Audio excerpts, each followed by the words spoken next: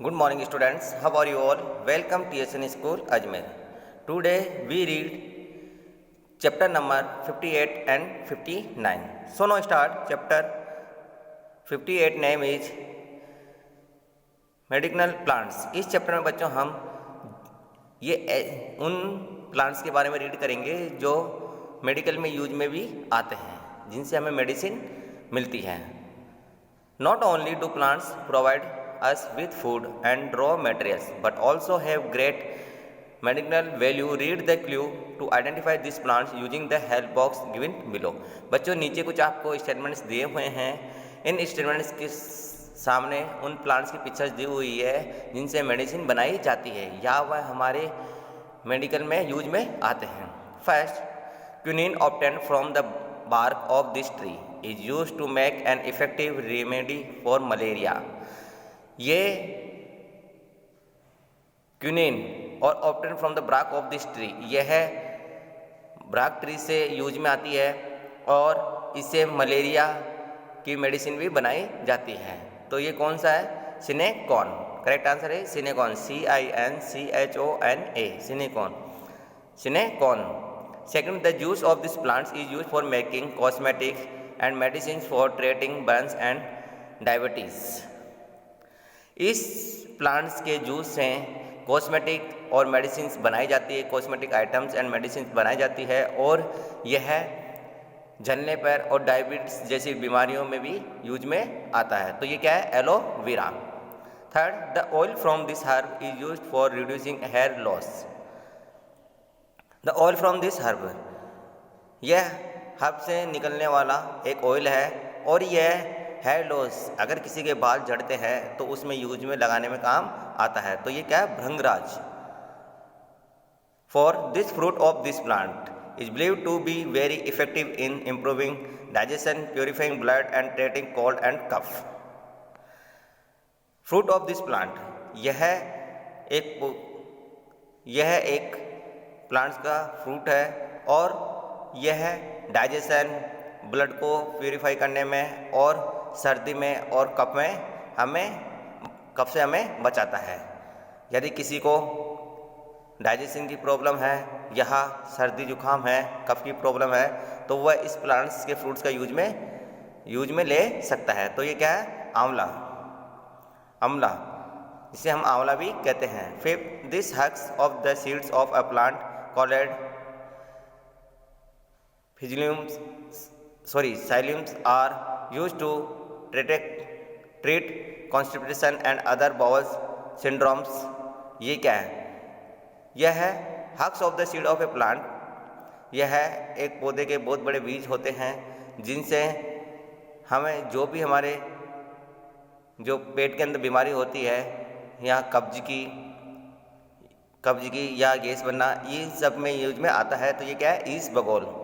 6, this tall tree is used in traditional medicine for treating many ailments including flu, common cold, bronchitis and even pneumonia. Its oil is used as an antiseptic. ये एक बहुत बड़ा tree होता है जिसके पत्तों से जिससे मेडिसिन बनाई जाती है और यह साधारण कोल्ड में, ब्रोंचिटिस में और पिन्यूमोनिया में भी यूज में आता है और एंटीसेप्टिक के लिए भी काफ़ी यूज़फुल है। तो ये कौन सा प्लांट्स है बच्चों? Eucalyptus. 7, a popular kitchen ingredient, this plant is used as an antibiotic and antiseptic according to the Chinese medicine system. This is believed to be capable of prevent and curing some cancer dash. यह kitchen में use में आने वाला भी एक plants है। यहाँ plant fruits है और ये एंटीबायोटिक एंड एंटीसेप्टिक के भी काम आता है और जो चाइनीज़ है इससे काफ़ी मेडिसिन बनाते हैं और यह कैंसर जैसी बीमारियों के लिए भी लाभदायक है। तो ये क्या है? Garlic. 8, the oil from this plant is often recommended for toothpaste, means यह दांतों के लिए सबसे बेस्ट है और यह जो लौंग होती है, जिसे क्लव बोलते हैं, लौंग होती है, CLOVE, ये उससे बनाया जाता है, उसका ऑयल बनाया जाता है जो दांतों के दर्द के लिए काफ़ी यूजफुल है। 9. It is one of the most commonly found Indian tree and almost all parts of this tree are believed to have medicinal properties. It oils is also use an insect repellent. ये बहुत भारत में पाए जाने वाले, बहुत अधिक मात्रा में पाया जाने वाला ये ट्री है और इसके ऑलमोस्ट सभी पार्ट्स हमारे लिए काफ़ी यूज़फुल है और इनसे अच्छी मेडिसिन बनाई जाती है और इसके ऑयल से जो अगर किसी इंसेक्ट ने बाइट किया है तो वहाँ लगाने से काफ़ी रिलीफ मिलता है। तो ये कौन सा ट्री है बच्चों? नीम। तो बच्चों आज हमने चैप्टर 58 रीड किया, अब चैप्टर 59 रीड करेंगे। They inspire us. Read the clue to identify this famous Indians. Choose the answer from the help box. बच्चों नीचे कुछ आपको फेमस इंडियंस दिए हुए हैं, आपको हेल्प बॉक्स से आते तो उनके नाम फिल करने हैं। First, he is known as the father of white revolution in India. यह वाइट रेवोल्यूशन इन इंडिया के फादर कहे जाते हैं।